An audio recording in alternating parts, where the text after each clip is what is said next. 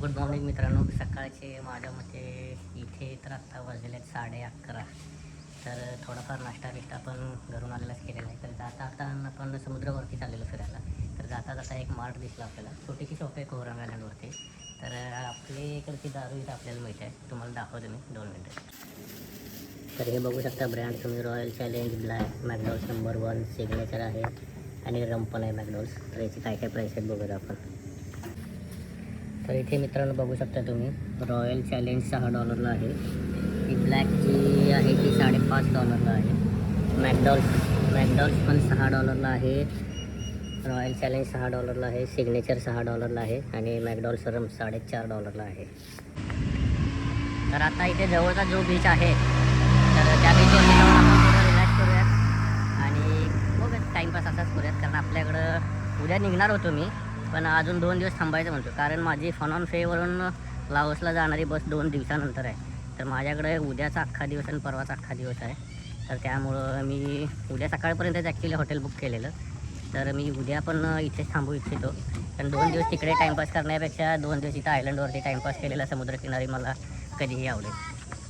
तर हे नेस्टिवल म्हणजे नेस्ट बीच क्लब आहे मोठाचा. परवा आपण शनिवारी आल्या इथं मस्तपैकी पार्टी एन्जॉय केली होती. तर ह्या बीच क्लबमधूनच जायला आपल्याला एंट्री आहे बीचवरती जायला. तर हे बघू शकता, परवाच्या पार्टीसाठी त्यांनी इथं पण एक डेस्क लावलेला, जिथे तुम्हाला $20 देऊन बँड आणि टोकन्स खरेदी करायचे होते. चांगला रोड आहे, असं कुठेतरी जंगलातनं अरे रे रे रे रे रे रे चालल्यासारखं वाटतंय मला. ते तुम्ही इकडे बघू शकता, पाणी आहे, इकडे पाणी आहे आणि लाकडी ब्रिज आहे छोटासा केला आहे. हॅलो.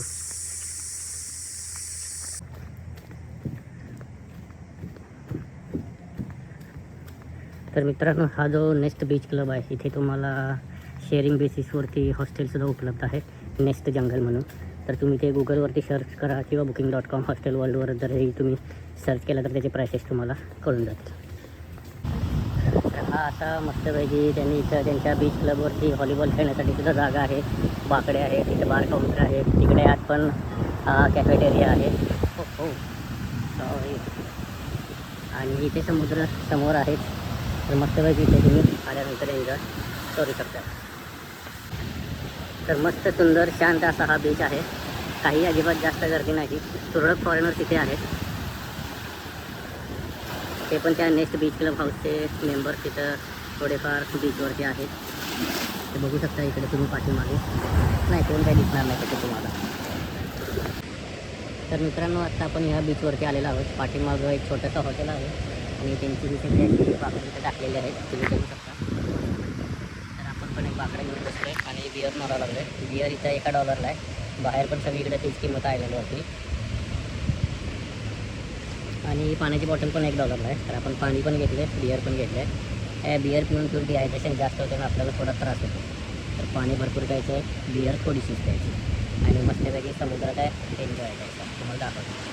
ते असा समुद्र आहे, एक नंबर. काही विषय नाही, ते जगायचं तर मस्त राजासारखं जगायचं, नाही तर त्या जगण्याला काय अर्थ नाही. एक नंबर.